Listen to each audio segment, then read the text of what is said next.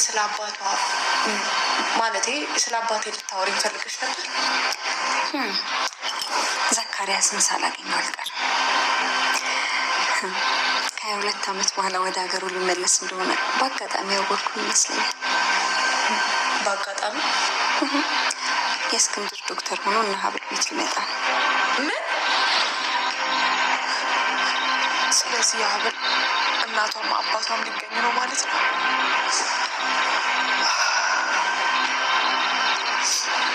ቆይ ለምንድን ነው እኔ ከዚህ ድራማ ውስጥ መውጣት ያቃተኝ?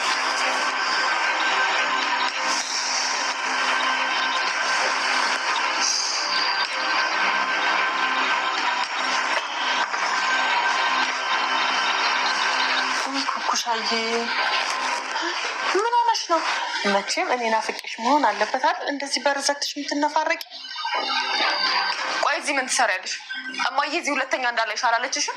አሁንም ከካራክተሩ ውስጥ ነሽ እንዴ? ድራማ መስራቱን አቁሚ።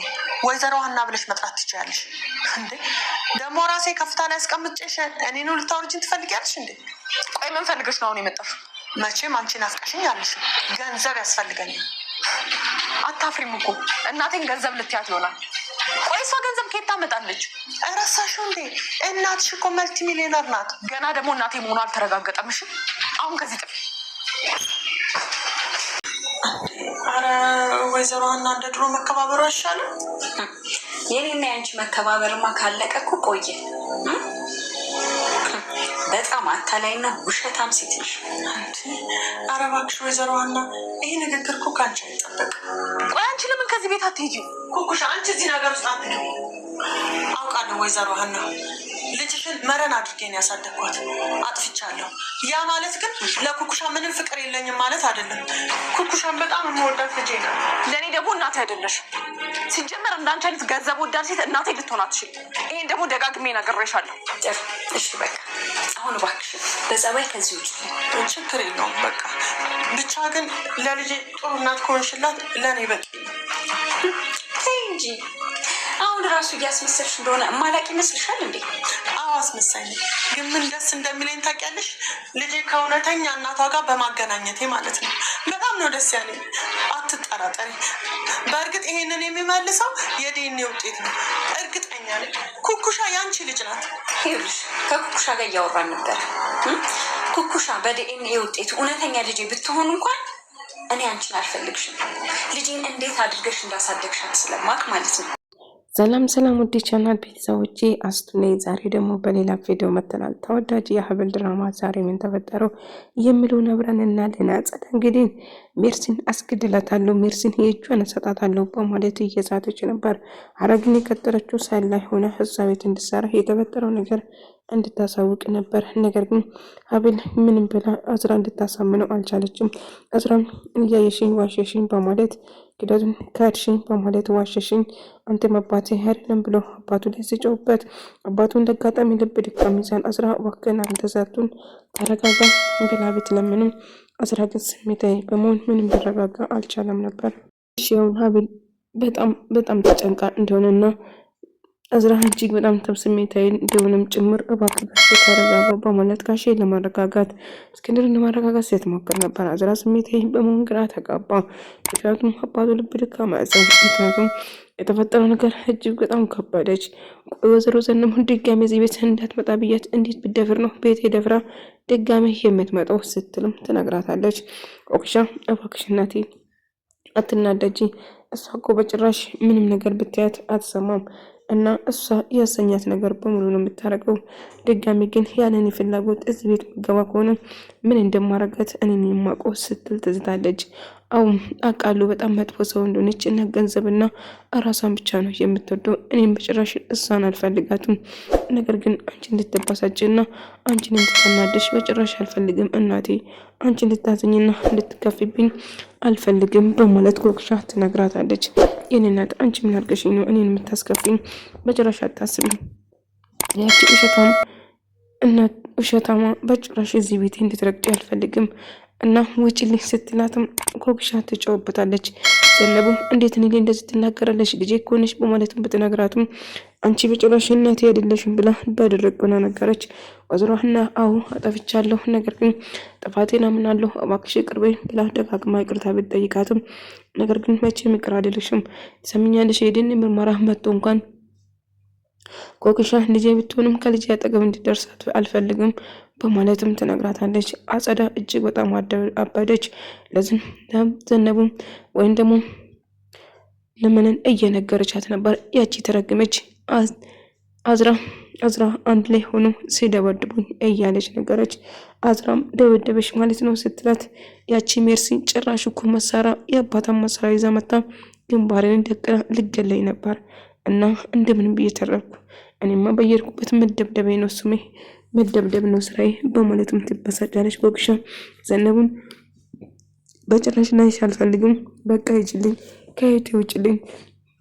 ኮክሻ ተረጋግ እንጂ እኔ እኮ ነኝ ከፍ ያረኩሽ፣ እንዴት ነው ታዲያ እኔን የምታወርጂኝ? የሚያስፈልገኝ ገንዘብ ነው፣ ገንዘብ ከሰጣችሁኝ አልመለስም፣ ግን አሁንም ገንዘብ ፈልጋለሁ ስትል ትነግራታለች። እና ኮክሻ ምንም አይነት ገንዘብ አልሰጥሽም እናቴ አልሰጥሽም። እንዴ ተረጋግ እንጂ ኮክሻ፣ በጣም ሄድሽ አይመስልሽም? ያለንበት ሁኔታ እኮ ግልጽ ነው ስትልም ትጨዋታለች። ነገር ግን ዘነቡ አሁንም ቢሆን ገንዘብ እንደምትፈልገው ስትነግራት ኮክሻ እጅግ በጣም ከፍቷት እያለቀሰች ነበር። ምነው እዚህ ድራማ ውስጥ ባልገባ ኖሮ እያለች ማጸናም ትቀጥላለች። ከዚህ ጉድ እንዴት መውጣት እንዳለባትም ግራ ተጋባች እና ሀናንና እህቷን በጣም ወዳቸዋለች እና የእነሱ ፍቅር ማጣትም እንደማትፈልግ ግልጽ ነው እና ምን ማድረግ እንዳለባትም ግራ ተጋባች እና አባቷን በቅርቧ እንደሚመጣና እንደ ወደ እስክንድ ቤት ለሕክምና እንደሚመጣም ጭምር ነገረች እና የሀብል አባት የሆነች ሊመጣ ነው ዲያስፖራ በጣም ጥሩ ይህን አጋጣሚ እጠቀማለሁ በማለት ታስባለች። እናም ሀብልም ወይዘሮ ሀና እሷን አግኝታ ልታወራት እንደምትፈልግም ጭምር ትነግራለች እና ቢሆንም ግን አዝራ እጅግ በጣም ተበሳጭቶና ተናዶ ነበር እና አዝራን እባክህን ይቅርታ አድርግልኝ፣ አሁን ስህተት ሰርቻለሁ፣ ልነግርህ ይገባ ነበር ግን እንድታዝን አልፈለግኩም፣ ለዛ ነው ያልነገርኩ ግን ደግሞ እንድትናደድና ስሜታዊ እንድትሆን በጭራሽ አልፈልግም ነበር ስትሎም ትነግረዋለች። አሁን ቢሆንም ከዳችሁኛል፣ ያቺ የተራገመች አጸዳ ሁሉ ነገር ነገረችኝ፣ ቆይ እስከ መቼ ልትደብቁኝ ነበር? እስከ መቼ ልትነግሩኝ ትችሉ ነበር? በማለት ትነግረዋለች እና ሜርሲ እንግዲህ አባቷ የሀብል አባት እንደሚመጣ ሰምቻለሁ ስትልም ትነግራታለች። ኮክሻ ነው የነገረችኝ፣ ወይዘሮ ሀናማ ቤቴ እንዳደርሽ ብላ አባረችኝ፣ ነገር ግን የዲያስፖራ ሁለተኛ ሊመጣ እንደሆነና ስሰማ አንድ ነገር ማድረግ እንዳለባቸው ይወስናሉ።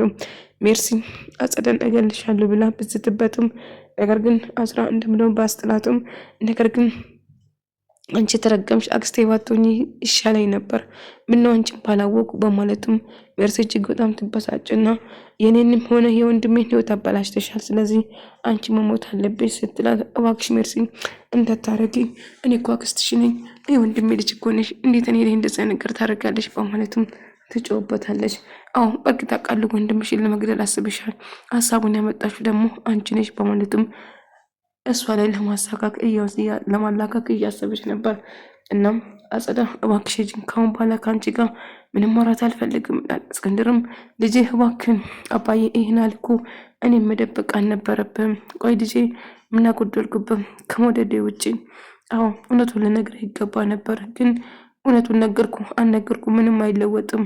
ስለዚህ አንተ ውድና ብቸኛ ወንድ ልጄ ነህ፣ ለአንተ አለ ፍቅር አጸዳ በተደጋጋሚ ዲቃላ ብላ ስትሰድበኝ ለምንድነው እንደዚህ የምትለኝ ብዬ ጠይቅክ ነበር አባዬ፣ ነገር ግን ልትነግረኝ ፈቃደኛ አልነበረም እና ሜርሲም ዲቃላ ነው ብላኝ ነበር አንድ ጊዜ እና ይህን ሳስበው በጣም ወዲብ ይሰኛል፣ ግን ይህንን ብትነግረኝ ደስ ይለኝ ነበር ወንድሜ፣ ይሄ ሁሉ የኔ ጥፋት ነው፣ እባክህ ይቅር በለኝ።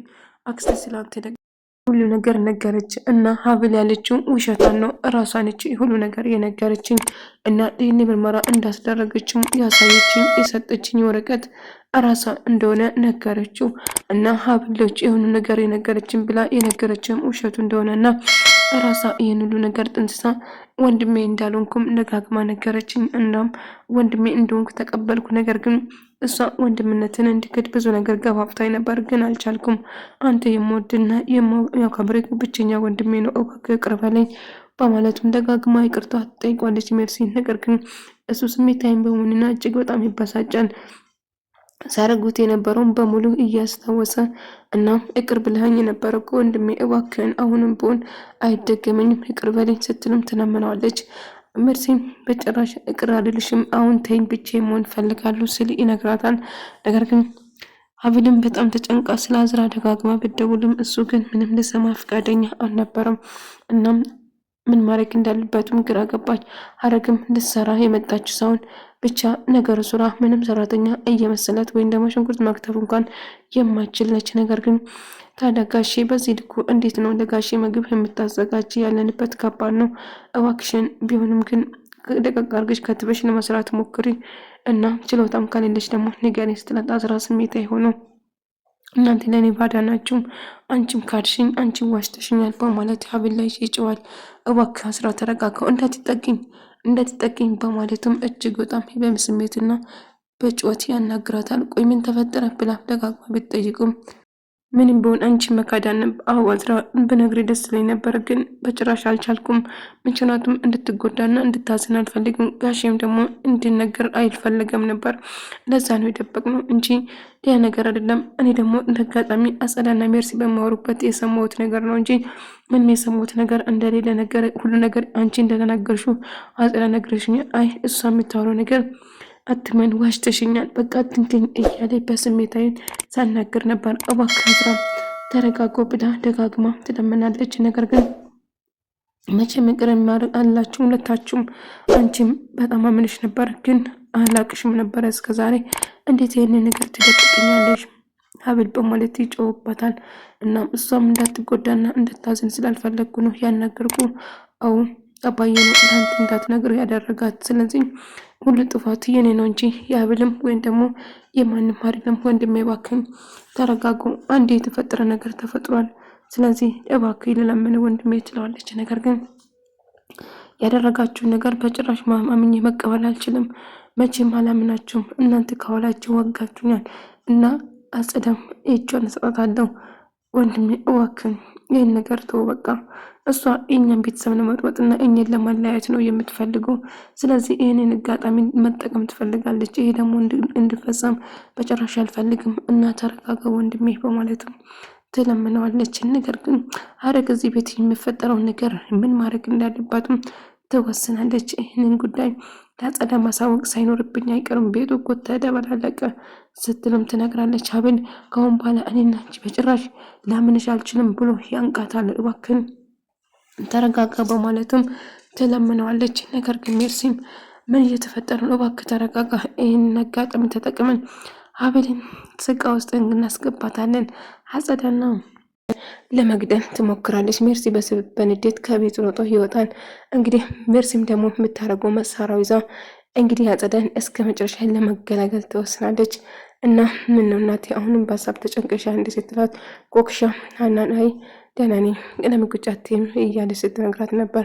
እና በመጨረሻ ጥሩ ነገር እንዳገኘችና ባለን እስከ 22 ዓመት እኛ ማድረግ ያለብን ነገር እናደርጋለን። እናም ይህን አጋጣሚ ተጠቅመን እነሱ በዚህ ዙራ ሲጠመዱ የዲኔም ነገር ይመጣና የኮክሻ ነገር አንድ መፍትሄ ያገኛል። ስለዚህ ወይዘሮ ሀና ልጇ እንዳሳደገችው ይቅርታ ጠይቅሽና ታስጠጋሻለች። ከዚህ ቤት እያለቀሽ ይቅርታ ጠይቅሽኝ ይቅርታ አድርጌልሽ ነበር፣ ግን አሁን በጣም ልቤ ነው የሰበራችሁኝ፣ እንዴት ይቅር እንደምላችሁ አላቅም በማለትም በጣም ያዝናል። አዝራ እንግዲህ ይቅርታ ደጋግሞ እየጠየቁ ነበር።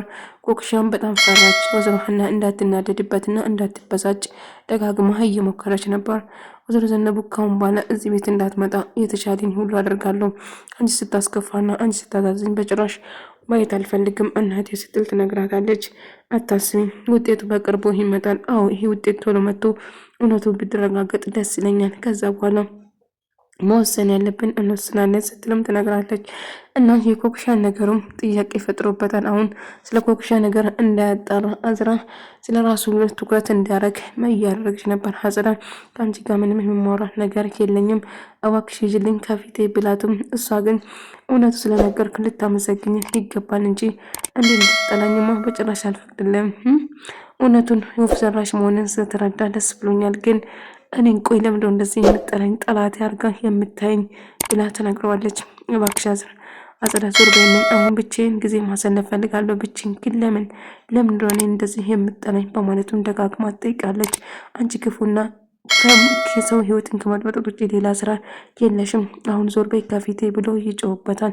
ወደ ተመልካዮቼ ዛሬ ቪዲዮ ይመስል ነበር። በቀጣይ እስክንገናኝ ድረስ በያላችሁበት ሰላም፣ ፍቅር፣ ጤና